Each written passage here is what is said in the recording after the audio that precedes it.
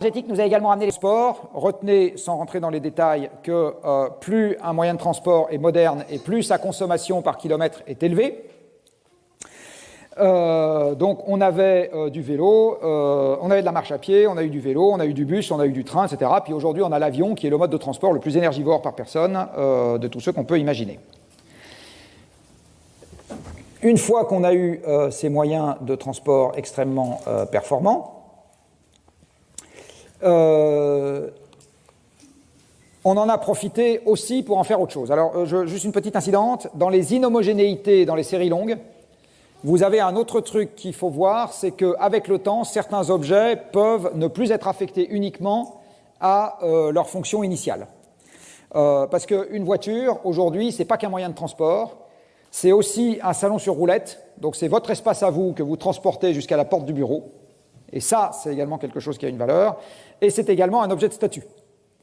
Donc je fais une petite parenthèse là aussi sur l'inhomogénéité des séries. Une voiture, quand vous la comparez à autre chose, parfois c'est difficile de savoir à quoi. Et alors voilà le dernier avatar de la voiture. Ça, c'est la voiture autonome by Ikea.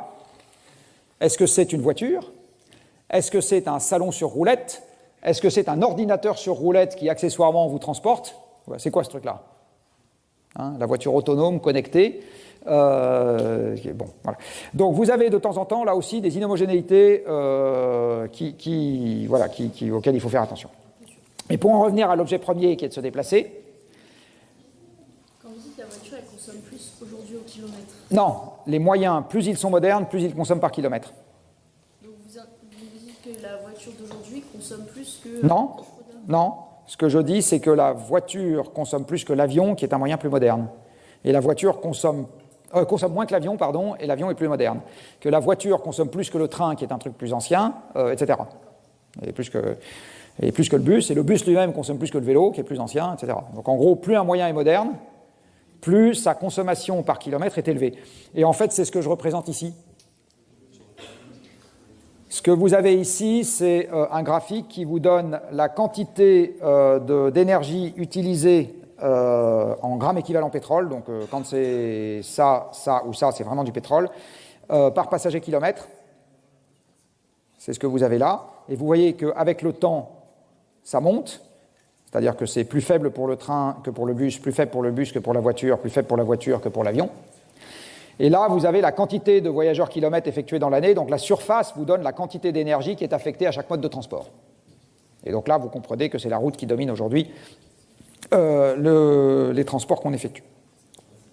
Et je le redis, donc le sens de l'histoire est d'être allé de moyens économes vers des moyens moins économes. Parce qu'il y avait de plus en plus d'énergie disponible par personne. Qui dans cette salle n'a jamais pris l'avion ?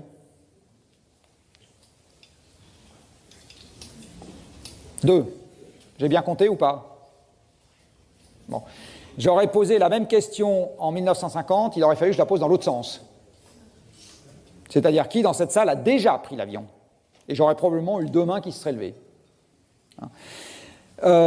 L'avion est un truc qui aujourd'hui, dans votre catégorie socio-professionnelle et dans votre pays, est un truc qu'on utilise comme on respire. C'est extrêmement récent. Et soit dit en passant, quand vous aurez mon âge, c'est pas complètement sûr que ce sera toujours le cas. C'est extrêmement récent parce que c'est quelque chose qui demande des très très grandes quantités d'énergie.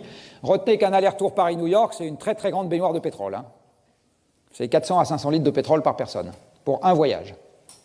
C'est-à-dire à peu près la même chose que la consommation annuelle de quelqu'un qui utilise sa voiture.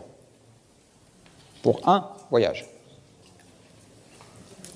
Ça fait beaucoup, hein. Bon. Donc, l'ouverture sur l'étranger de l'école des mines, en 2060, pardon, de mines ParisTech, excusez-moi, il faut que je vive avec mon temps. En 2060, c'est pas complètement exclu que ça ressemble plus au train de nuit pour aller en Suède qu'à l'avion pour aller à Kuala Lumpur, voilà. Ou en Chine. Ou alors vous reviendrez au bateau à moitié à voile pour aller en Chine, ça vous prendra un mois, ça vous fera des souvenirs. Et vous voyez ici la façon dont les gens se déplacent sur un siècle et demi. Non, sur 2 siècles, pardon. Et vous avez en échelle logarithmique ici le nombre de kilomètres effectués par personne et par jour. Et là, vous avez les différents moyens de transport. Donc vous voyez que le cheval était ce qui donnait le plus personnes kilomètres par jour après la marche, qui est là, en blanc, il y a 2 siècles. Donc il y a 2 siècles, en gros, le trajet quotidien d'un être humain, c'était 3 km à pied. Ça use, ça use.